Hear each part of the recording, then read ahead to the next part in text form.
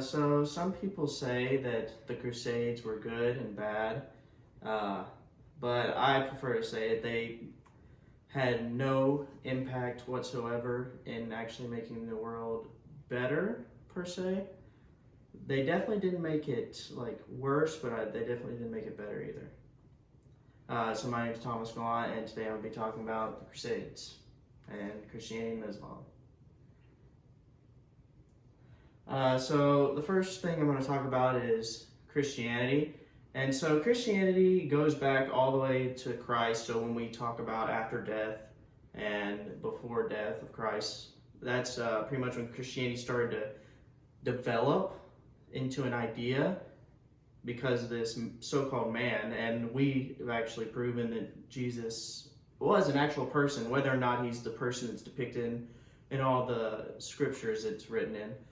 Is still to be found, but he was real.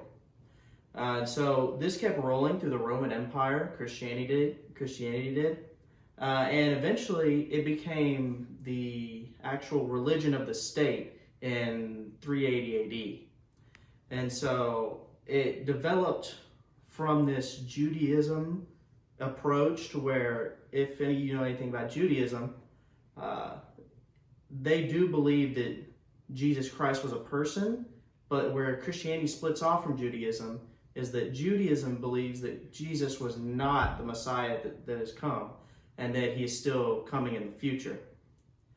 And Christianity believes that Jesus Christ was this figure, this Messiah.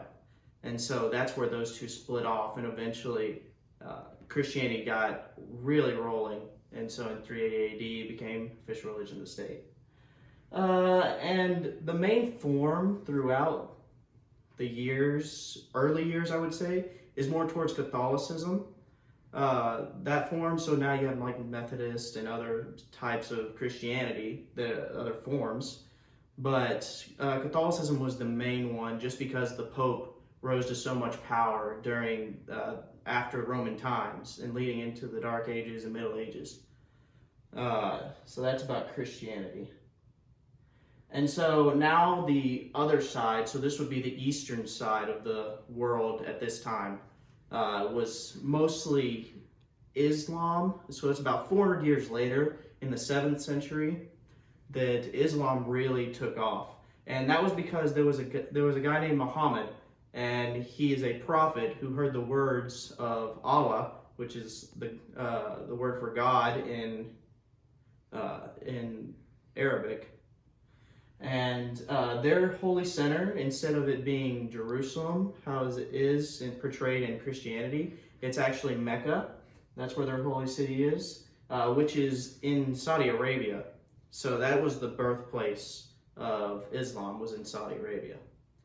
And so it is the youngest out of all the major religions in the world today. So as we talk about Judaism, Buddhism, and Christianity, all of them are older than what Islam is. But despite that, Islam is the second largest, believe it or not. But that's just because it got so many followers so quick throughout its early years that it ended up spreading a lot. The only one that's above it is the other one that we talked about, which is Christianity.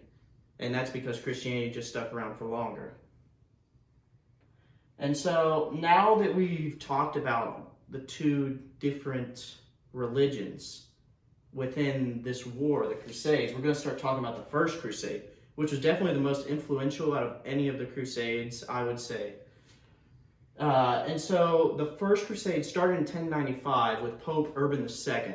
Now, him and a council of other Roman-esque individuals, it's a little bit later, about like 500 years later, but like it was still like in that area.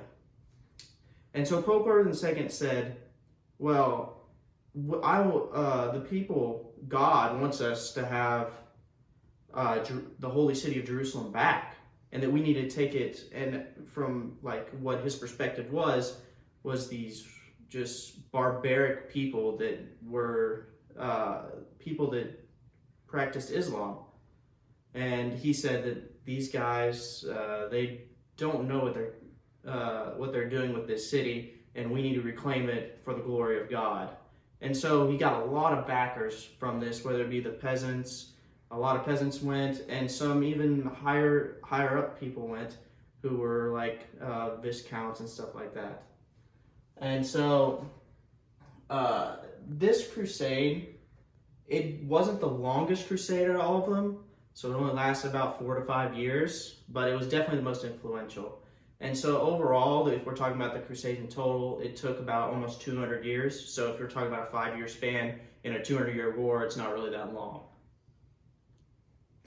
Okay, so in the First Crusade, these are the 3 key battles that we had. The Battle of Cévetot, which was actually when the Crusaders decided they were going to go in to people of Islam's territory. They got ambushed by the Turks. And if you know anything about the Turks are a very, I would say, strong fighting group, but they don't have many numbers. And so at this point, it was an ambush, so they split up half their group. So the first half got ambushed, and they had to wait a few days, and they really pretty much got massacred, the whole first group, until the second group of Crusaders came in and beat up all the Turks and basically got them out of there.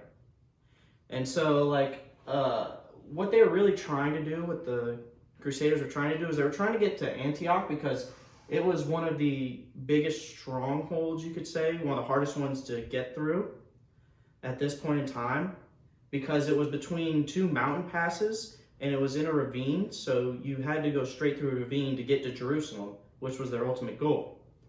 And so during the siege of Antioch, they basically were just trying to siege it, but they really couldn't, so they lost a lot of their numbers due to starvation and also to the wars at Antioch. And so this one lasted a little bit longer, about 2 years, year and a half, 2 years. And they eventually did siege it and take it. But the only problem was that the Turks had reinforcements coming through, as in the leader Korbaga. He came in and he tried to siege it back for the Turks, but ultimately was defeated through an act of God, they say, through it, because it was apparently a miracle that it happened. And so eventually, after that got all done, it really left the Crusaders in a really bad mood, I would say. So when they got to Jerusalem, it wasn't really please get out, we want this city. It was hey, we're going to kill everyone, and there's really going to be no one left. That's why the storming of Jerusalem really wasn't a battle, but it was more of a massacre, because they left no one alive. And so when we're talking about what good really did come of this crusade, because if we think about it, no one really benefited from this totally. I mean, the Crusades are considered one of the bloodiest battles for religion, if not the most bloodiest battle for religion that there was ever in the history of the world. And if we think about it, what did the Crusaders gain? They gained Jerusalem, but eventually in the end they lost it back to the Muslim people. So they really didn't gain anything there. All they really gained was losses. And the Muslim people, they really didn't have anything to gain either from this. So there was really just retaliation. So the conclusion is, for me, that the Crusades really didn't help anything. The only thing it really helped was say, oh, there's these 2 religions. And the only thing that happened was these 2 religions stood out. So if you were to say were there any benefits to this, it was that the religions could grow just because of people heard about the religions fighting. But other than that, there was nothing that was to gain from this war. And so that's all I have to say.